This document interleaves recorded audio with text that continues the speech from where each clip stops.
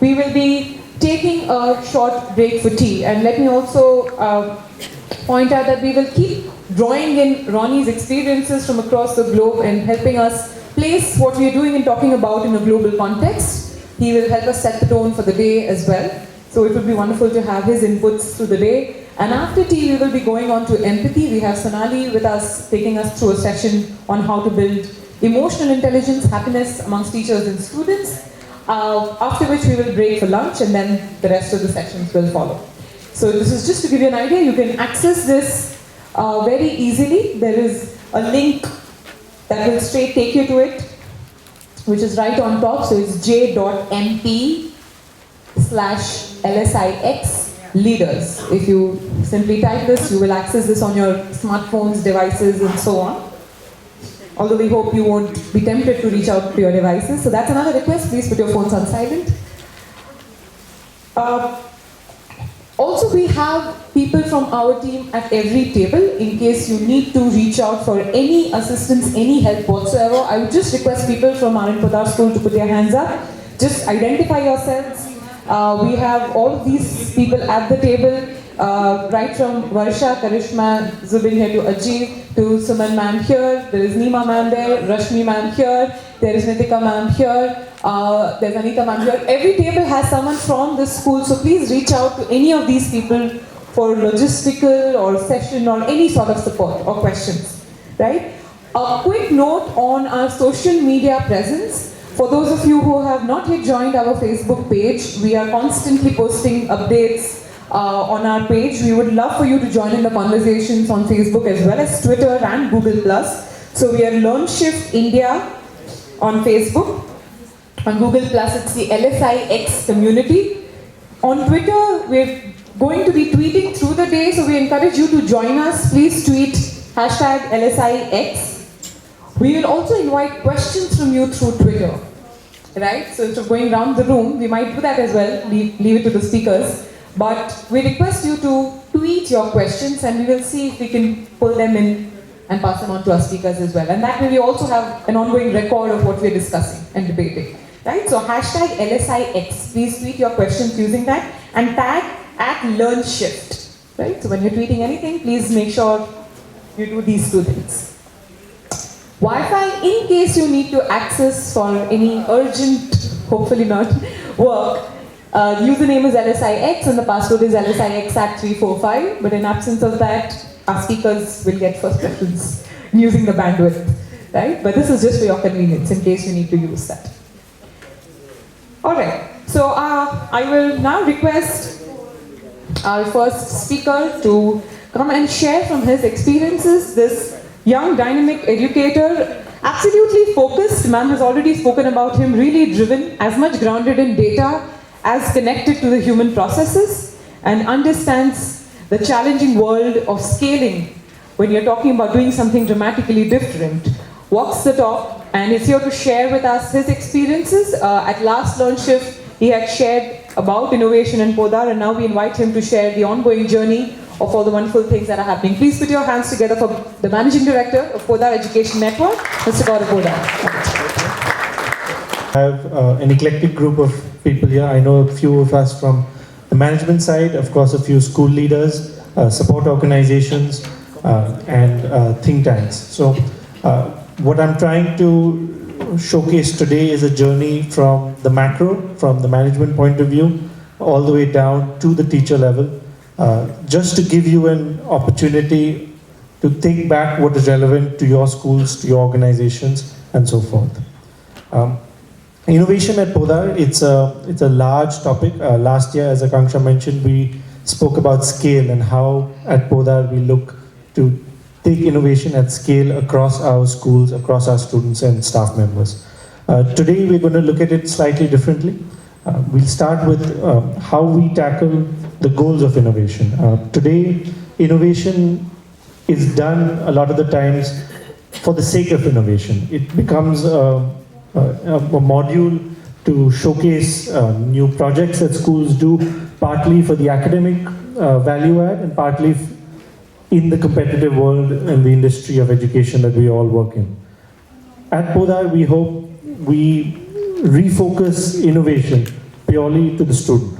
The student is the center of any innovation that we experiment with, that we initiate, and that we hope to implement at our schools.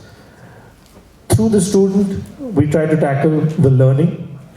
And when I say learning, I mean the academic learning, the extracurricular learning, the emotional, the empathy. We try and develop empathy skills that help our students deal in today's world. It's the, you've all heard the saying that it's EQ today that drives success less than IQ.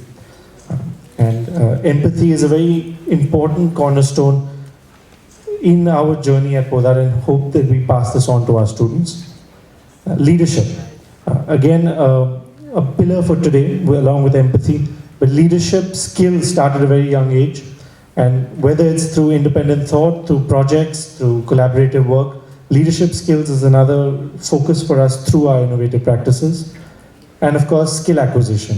When I say skills, it again runs the gamut from creative skills to practical skills, analytical skills. But skill acquisition is really what we define and evaluate our projects against. The cornerstones of our innovative programs. For any of the leaders here today who are looking to embark on innovative programs, innovative endeavors at your school, the four things that we at Podar always keep in mind and question ourselves repeatedly through the process is, A, do our programs inspire creativity? Creativity at the student level, at the classroom level, at the school level. 2, does it ignite passion?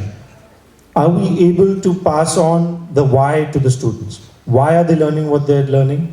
Why are they asked to participate in certain events, in activities? Does it light that fire to learn? Does it force analysis? An important aspect of all our programs is also the data, the analysis of what we just did, the iteration to do better the next time. And does it show relevance? Does it connect back to the real world? Do our students leave that classroom, that 35-minute period, knowing how what they did connects back to their daily lives, to their work, to their home environment, to their school environment, to their curriculum?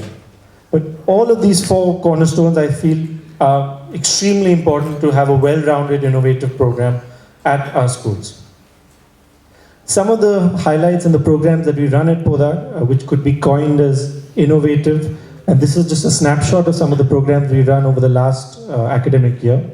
Mrs. Beer and her team have taken the lead on a flipped classroom model. It is something that is spoken about a lot in today's education circles, but practically how we initiated, what are the learnings, what is the value add of it, and how to integrate it into an Indian setup is the challenges that we are facing on this. One-to-one computing, using technology as a tool to enable these innovative programs. So one-to-one computing, Dr. Lula and her team here have done a great job with the tablet and iPad projects where every student now comes to school with an iPad and the entire curriculum is done on a one-to-one learning platform. E-books. I'm proud to say that at Podar we are one of the innovators in this line where we have today almost 100 titles converted to the e-book format.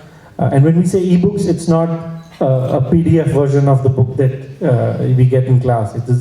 It actually adds value to the learning and teaching process. Design technology. We have a saying here where we say it's not the computer class, but it's a design class in school. We hope to teach much more than just programming. It's about the design thinking. It's about creating through computers and through software. Blended phonics. Language acquisition, communication skills. A lot of our institutions are outside of the urban area. It's outside of Mumbai, Delhi, Calcutta. We go to tier 2, tier 3 cities where communication skills in today's world is a very important piece of that. Robotics, mobile learning. Again, how best to use those little smartphones that every child has today, whether it's through assessments through your mobiles. We've tried projects, we've tried little collaborative projects that we run in Mumbai on the mobile, and we actually encourage students to bring their mobiles to school. It's not practical in today's world to ask them to leave this technology at home, come to school, and be disconnected from a daily the use of technology. So we are trying to find ways to how best integrate that technology in the learning process. Project-based learning. Another very important module taken from the IB and the IBDP, and how to integrate collaborative teamwork in the Indian setup and the Indian curriculum. I mean, a lot of our schools run ICSE, CBSE, state boards, and the question is always, how do we integrate these things in our scenario? But we believe there's a great scope for that, and there is opportunity. It's just about finding the right fit and the right connections. And the last one is an integrated learning module that we run this year. Again, this has been inspired by the IPC and the IBDP. It's a module that we're quite proud of. We ran this year for the first time in the last 6 months, and this is a program that I'm going to take you through in more detail to give the teachers in the room a slight idea of how we run an integrated program and how we try to keep the student at the center of any innovation that we run at Podar. What is integrated learning? Integrated learning is nothing but thematic learning at the school level. Some of you know this is done at the IB level with the units of inquiry. It's done at CBSE-I. But how do we take those learnings, take those best practices and move it to a regular CBSE school, K-12 school, in an efficient way that does not scare the parents, does not scare the students, but yet brings about that change in learning. The integrated units that we've set up, this runs from grade 2 to grade 5 at our schools. It's an attempt at our end to integrate all the subjects that you see up there into a single theme that runs across 1 month of a school calendar. So through the year, the children are exposed to 4 to 6 themes, depending on the schedule, where all of these subjects are then integrated within a theme. I'll give you an example, and this is actual photographs and data and handouts that we give out at the school level on how we run an integrated unit. The example we've chosen is a grade 2 unit called My Body. So these are 7-year-old students learning My Body for 1 month, and how we try and integrate subjects from math, EVS, art and craft, global connections, all of those pieces into the My Body theme. We structure it in this format. So every theme over 4 weeks starts with a jumpstart event. This is to engage the student, to introduce them to the topic, what they can expect for the next 4 weeks, and to get the excitement going in the school. We then have a concept quest, again a way to discuss with the students of what they hope to learn over the next 4 weeks. So it actually starts with an open discussion with students. In the next 4 weeks, what do you want to learn in My Body? And based on their feedback, we actually tweak the third part, which is the weekly lessons and plans and activities. Of course, assessment comes back to the analysis part. We do assessments at the start of the program, at a mid-touch point, and at the end of the program. And it ends at a culminating event again, to close that loop and to signify to the students that we have completed a theme and this is what we learned from it. Some images, these are again actual images taken over the last 6 months at the school level. And remember, these are programs run in schools in Charlesgaon, Dhule, in Shimoga. So these are not parents who are exposed to an idea like this, students where English is not the first language, and teachers who have never been exposed to a program such as this through their experience or training. The Jumpstart event on My Body was a mini Olympics. This was just getting the students out on the field and engaging in activities that used all parts of their body. So whether it was a blindfold run, a hopping game, games that require them to collaborate in teams, but just a way to get them engaged in My Body. The concept quest, a little worksheet given to all of them before a discussion on which parts of their body are they aware of? Can they label? Can they not? That they have questions against, that they'd like to know through this journey of 4 weeks, so that every student here presents what he knows at the start and what he hopes to know at the end of the program. Week 1, we started off with parts of the body. This was an attempt to engage EVS related topics into the syllabus. So it was drawing of the bodies, it was using different tools of art and craft, as you'll see here. They did little skeleton work of the body, just different ways to engage them. 7 students here, but the entire group of students are engaged in different activities related to this. Global connection. This was a great event. I was there at the school for this, and we actually had a little map drawn on the floor, and it was called the Happy Feet Map. And they learned about the dances in Ireland where they dance with their feet, and students had a great time just putting paint on their feet, dancing around. But through this, we actually ended it with a little worksheet, and 7-year-old students could point out where Ireland was on the map, what their national dance was, and using different parts of their body on a map to just showcase that entire skill set that we learned through the first week.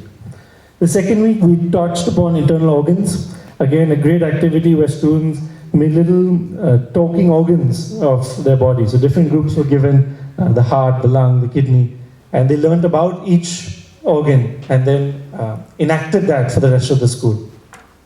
English. We had essays written on from the point of view of the Inside Out Cafe. So what would your body parts write if they were all at a discussion with one another about their uses and who's more important than the other one? The kids loved this one as well. Yoga, of course, getting them physically involved, showing them that it's not just theoretical work, but yoga being part of the curriculum here, not something that's done after school or on Saturdays. Week 3, My Senses. It was a great activity where one of the children came up with this. He's like, can you describe an apple through your eyes, ears, nose, tongue, and skin? And that's what the inspiration behind this was, where every child was asked to just describe different fruit through all their senses. And children came in with fruit from home, shared it with students, and it touched upon not just EVS, creative writing, communication skills. They were asked to present. So activities such as these which really engage the students and have learning along with it. Math. Once the activity was done, all students were asked to collate the data, actually through charts, to present what was the adjectives used the most, the least. Different kind of statistical analysis were done, and again students led this process, presented it, and actually learned basic Excel skills to try and present it back to the rest of the school. We ended week 4 with bringing it the My Body topic back at the student level and asking them, how would you take care of yourself now that you know these things? What are germs? How do you prevent this? Students actually went around schools putting up posters about keeping schools hygienic. One school started a recycling drive based on this. Another school had posters put up in all toilets, including staff and class 4 toilets as well, and giving a talk to all support staff on how they expect their school to be kept clean. Math. A topic in the CBSE at this time was reading a clock and how do you tell time, and that was also integrated into this. They were asked to display on the times that they awake, the time that they sleep, the times that they are hungry. So all these things are again linked to My Body, but also giving them math skills here. The culminating event, this was a great event. We visited a few schools at this time. The children were made into 2 groups, 3 groups actually. Some were patients, some were germs, and some were doctors. Yeah. And each group had to run a mock camp for the rest of the school. So the patients went out and had to tell the other students on what their ailments were, what their symptoms were. Children were asked to guess and link the two diseases and the ailments. Germs, of course, giving the biological point of view on why they come about, what their pros and cons are, and how to prevent disease. And doctors doing a mock check for the entire school and just inspiring kids on what is out there and what is possible for them. So we had a little doctors, and where parents were also invited. So parents who made patients, and children actually gave diagnosis for their own parents. So it was a great way to end it. But the surprising part through this was, the fun that the students had, but also the surprise on the face of the parents, right? So we had a lot of feedback and a lot of negative apprehensions from parents when we started this process. And this is just as something to keep in mind for the schools here. But when you embark on any innovative project, not necessarily an academically focused one such as this, whether it's technology, whether it's introducing the new fancy whiteboard or the new software or tablets in your school, there'll always be a group of parents who are apprehensive for valid reasons.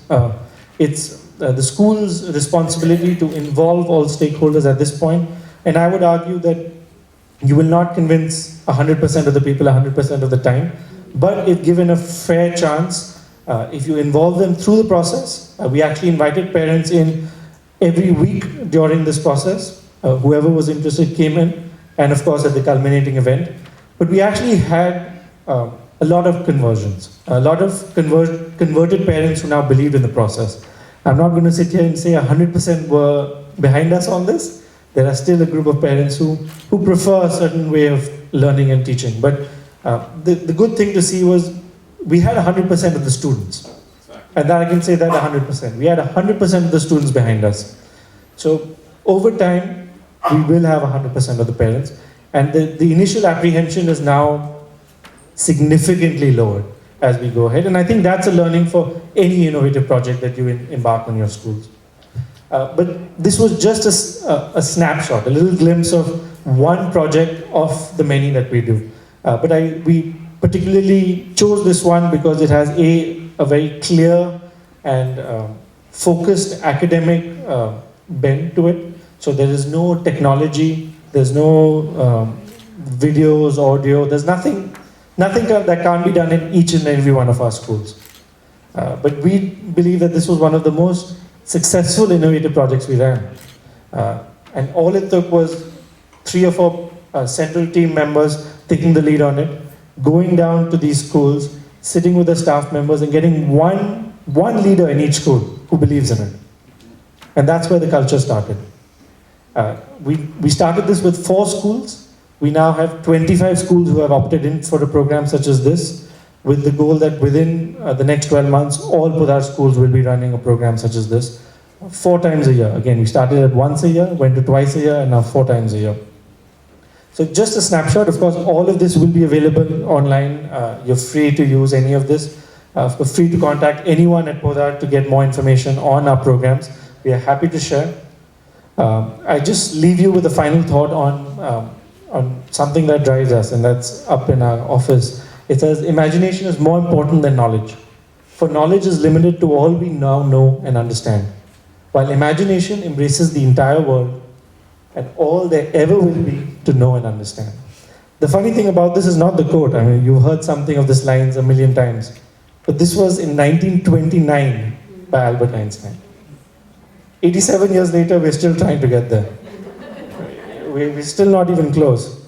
But all of our attempts is to get there in some way or form. And anything that we can do to help you in this process, or vice versa.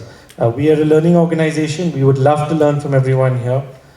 So my personal email address is up there. Our website is on there. Of course, all of this is me just presenting it. I had nothing to do with any of the development. It is the academic team here. They are the right people to push this forward. But of course, if there's anything we can do to help this process, please feel free to drop me a line and we can take this journey forward. So thank you once again. Thank you for sharing this with us, this journey. And I wish you all the best, and I hope you enjoy the rest of the session today. Thank you. Thank you so much, Gaurav. It's always refreshing to listen to you and to watch your presentations, because what B. Ma'am earlier said about embedding stories in data, right? You could have just come and shown us graphs. But what really touches our heart are the stories from the classroom. And the fact that how alive, how real, how embodied, and how colorful the learning is, the process is it. You can see the joy on the faces of the children. And I've had the good fortune of visiting many of these Podar schools, and I must say, I was just struck by how colorful and happy these schools are. It's wonderful seeing that. So kudos to you and the vision that you set for your team that has made this happen. Now, another thing that struck me is you mentioned students, you mentioned teachers, you also mentioned parents. So often we're looking at one piece of the whole puzzle and we're trying to fix something from one end. Hello, yeah. So often we're trying to fix something from just one end of the picture, whereas there are more approaches, more angles, more perspectives, more stakeholders to it, right? And unless we keep in mind all of these, I don't think we will move forward. They're like the different wheels of that vehicle. If they go in different directions, the vehicle breaks down. And that brings me to the 3 pillars that we have set, which might seem disconnected, but they're actually very closely connected. And they work together in tandem, and which is why you see a physical embodiment of that as well. But to share more about the context of where we're coming from, where LSIX has taken birth and shape, I would once again request Ronnie to please join us on stage and set the context for the day. So please welcome Ronnie.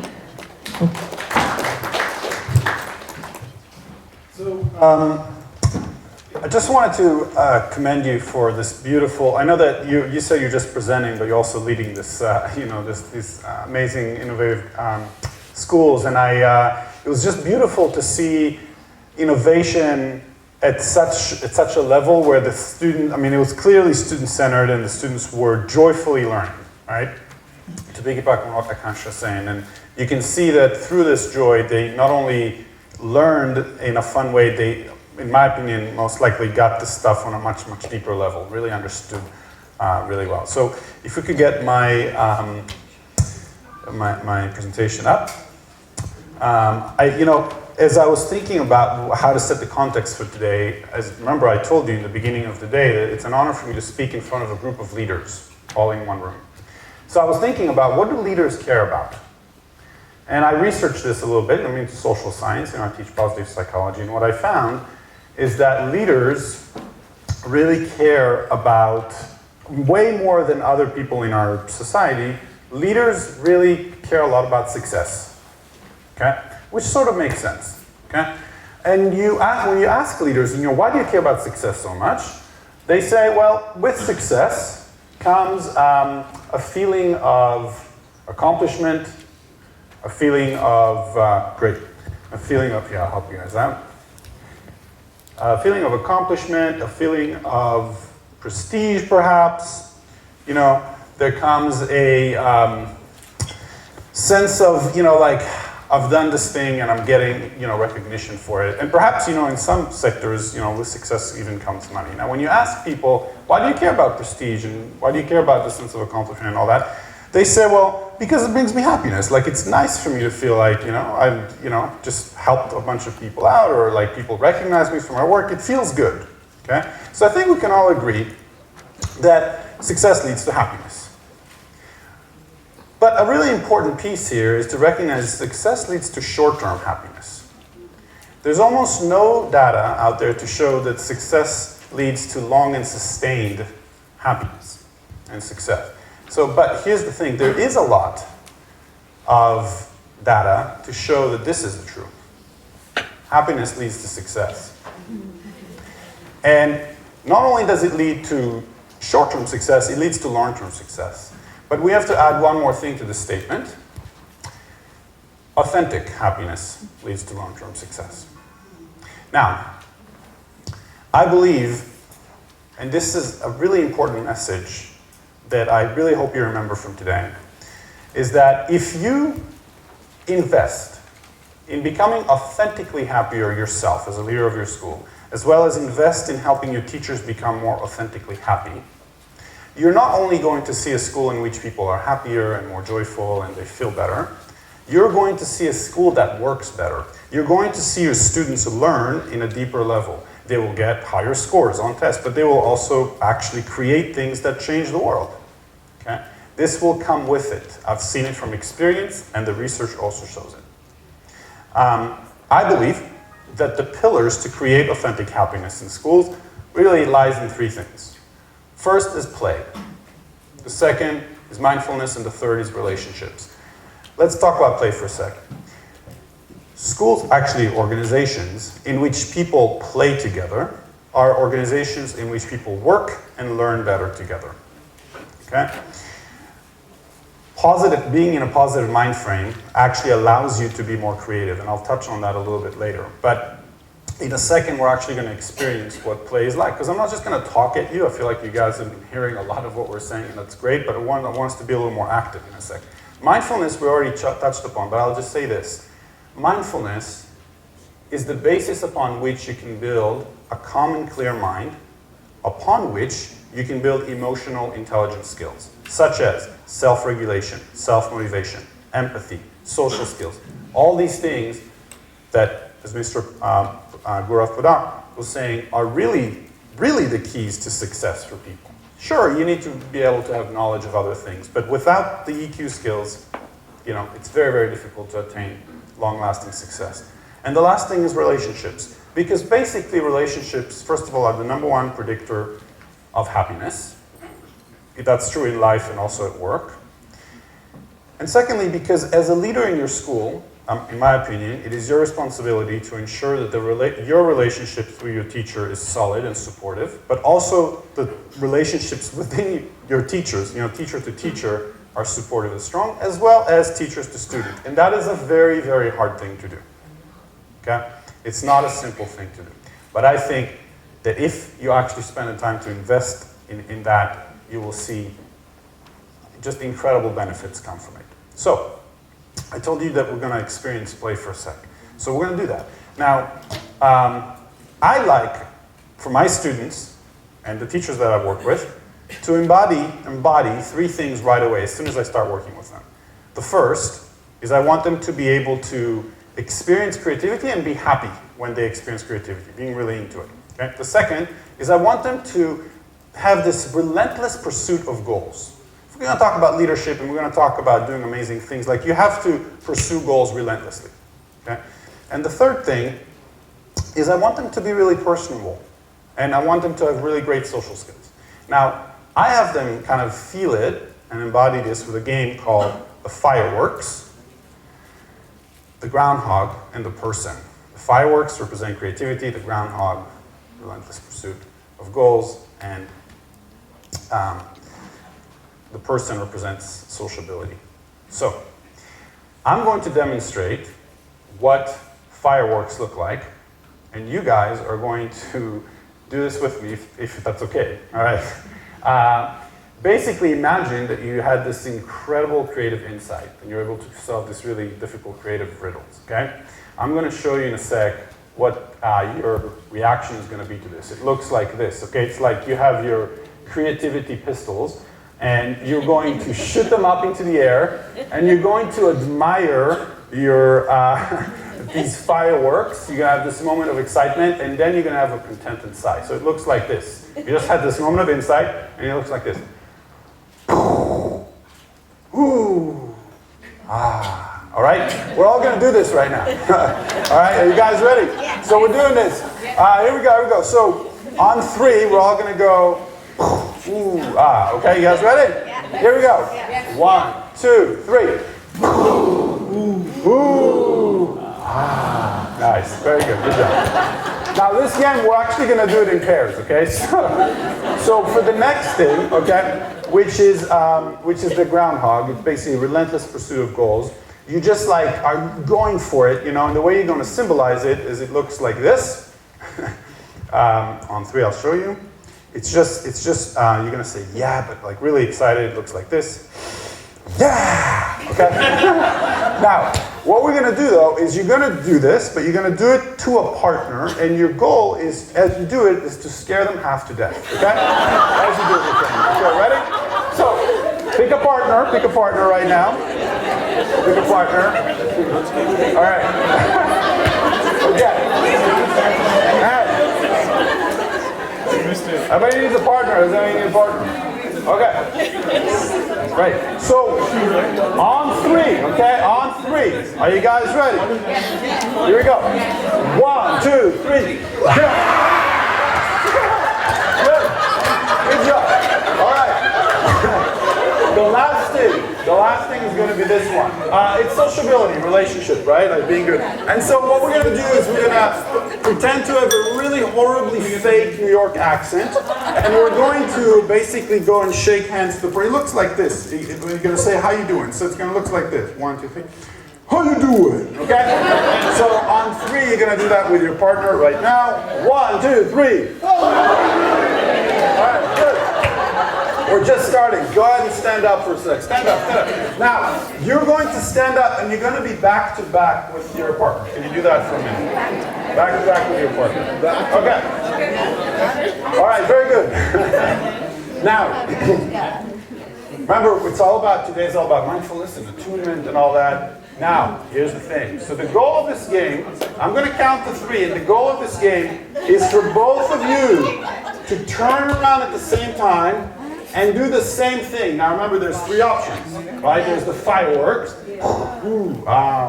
there's the groundhog, and there's the how you doing, right? The social doing. All right. Now the goal is this: you're going to turn around on 3 and do the same thing. But here's the catch: you're not allowed to talk. All right? You're not allowed to talk right now. No like booty Morse code or anything right now. Okay, you're not allowed to talk. Just try to get as attuned as possible. And make a decision. Make a decision right now as to what you're going to do. Go back to back. I'm going to count to 3. And on 3, you turn around and you do that thing with excitement. All right? Now we're going to do it 3 times. So if you don't get the first try, that's okay. It's not your fault. It's your partner's fault. All right. Are you guys ready? Yes. On 3, here we go. 1, 2, 3. Good, good.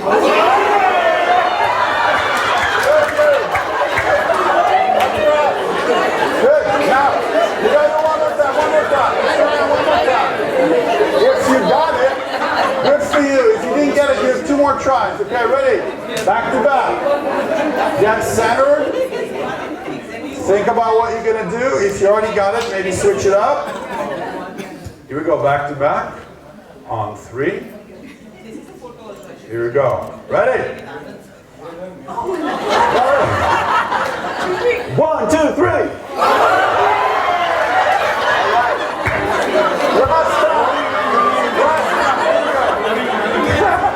Last time. Turn around, back to back. Last time. All right. Okay. Last time. Make a decision. Raise your hand. If you didn't get it, that's cool. This is your last chance. Right now. Here we go. On 3. 1, 2, 3. Go. Give yourself a hand. Give yourself a hand. Have a seat. Have a seat. All right. Now here's the thing. This took. Listen. This game, first of all, got you up a little bit, got the blood flowing a little bit, and actually, here's the thing. In a matter of about 2 minutes, your partner just saw a glimpse of the real you. Do you understand what I'm saying? Like, there's no persona there anymore, right? The partner actually saw a glimpse of the real you. And here's the beautiful thing about games. Games allow vulnerability to come up to the surface in a safe way. And that is so freaking important. Okay? Vulnerability is such an important thing, especially when it comes to leadership. Now, before I move to that, I just want to say one thing about happiness.